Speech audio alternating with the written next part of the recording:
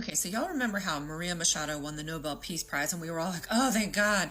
Like, yay, Trump didn't win it. But then 30 seconds later, she turned around and came out the other side of her face and was like, oh, but I want to dedicate this to you, Trump. You're amazing. Okay, so that made me be like, hold up, tap the brakes. Everybody out of the car. And y'all, no. If you want to hear my working theory about why Trump is starting a war with Venezuela and how Maria Machado is at the center of it, keep watching.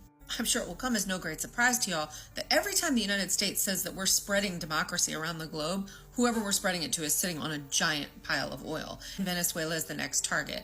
And FYI, this isn't just about cheap gas prices. But let's talk about what's at stake here. Venezuela is sitting on the single largest oil reserve in the world, like 304 billion barrels, as opposed to the United States has 70 billion barrels, and Saudi Arabia has about 260 billion. So yes, that means that Venezuela is sitting on the largest reserve of oil in the world, which means that whoever has control over Venezuela's oil has control over the global oil reserves. And for decades, those refineries in Louisiana and Texas principally were refining oil all day long, right? Just keeping a steady stream of cheap gas coming to the United States. Millions of barrels from Venezuela. But in the early 2000s, Venezuela's president, Hugo Chavez, changed everything. So before Chavez, U.S. oil companies like Exxon, Mobil, ConocoPhillips, they basically ran the show. Venezuela's oil company, which is known as PDVSA, is technically state-owned. The foreign companies were the ones making all the money. This is before Chavez. And a lot of those oil projects were basically paying like 1% royalties. So for example, that would be like, let's say I have to make a huge batch of cookies, but my oven is tiny, so I don't have enough side, right? So I rent your oven and I bake all my cookies there. I sell that batch of cookies for $100. I keep 99. This is what the US oil companies were doing. And I give you $1 in royalty. That's what the US was doing to the Venezuelan oil company. And this is what happened in Venezuela for decades before Chavez. And in 2007, Chavez came in and said, no, we are not doing this anymore, okay? And he told all those foreign companies, you're going to give us 60% of the royalties. You're going to give Venezuela back a 60% ownership stake in all of these oil projects. And that's called nationalization, right? When a government takes control of an industry so that they can keep the profits inside of the country. Oh, when I tell you these oil companies had a damn fit, because of course they were going to lose billions. Exxon sued for like 12 billion. It's a big old mess. And Washington, D.C. never forgot about that. Oh, don't worry, I didn't forget about Maria. And after that, U.S. sanctioned the shit out of Venezuela and basically diplomatically isolated them.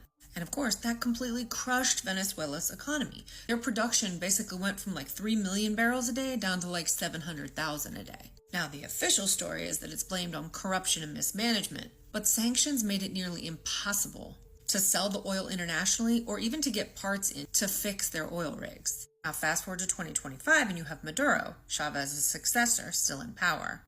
And all of a sudden you have this new face of freedom, Maria Machado, has become the face of freedom in Venezuela. Here's the twist. Maria isn't some grassroots reformer. She was part of the 2002 coup attempt that tried to overthrow Chavez, okay? And she has a group called Sumate, and she has received money for years from an American group called NAD, the National Endowment for Democracy, which even former CIA officers call a front for regime change projects. Translation, whenever we want to install somebody who's friendly to U.S. government, we basically orchestrate a regime change in their country.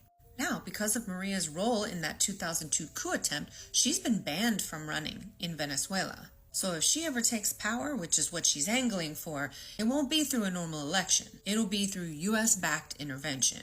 Which brings us to the week that Maria Machado won the Nobel Prize. And that same week, Trump greenlit covert CIA operations in Venezuela.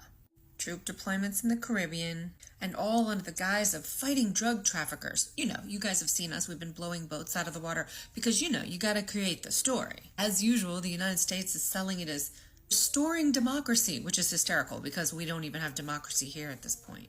But what's really going on in the background, I'm going to get to a leaked tape here in a moment, is that Maria Machado has promised to privatize PDVSA again, and that means selling off pieces of Venezuela's national company, remember the one we were talking about at the top of the video, back to all the U.S. corporations, Exxon, Chevron, etc. And she's reportedly planning to drop like 10 to 20% royalties, which means opening the floodgates for massive profits for these U.S. oil corporations. So if we go back to our cookie analogy from earlier, Instead of basically giving Venezuela $1, now they would be giving Venezuela $20, but basically keeping $80. So basically going back to what was happening pre-Chavez.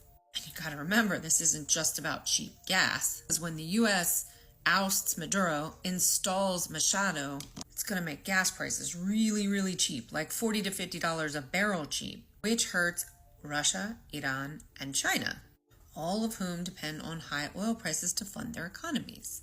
And if you've been paying attention, Trump's been throwing a fit about how the BRICS nations are basically trying to de-dollarize. They're trying to trade in their own currencies, while Venezuela has been butting up to these BRICS nations. So since the 1970s, almost all oil money has been traded in US dollars, which is why the dollar became known as the petrodollar.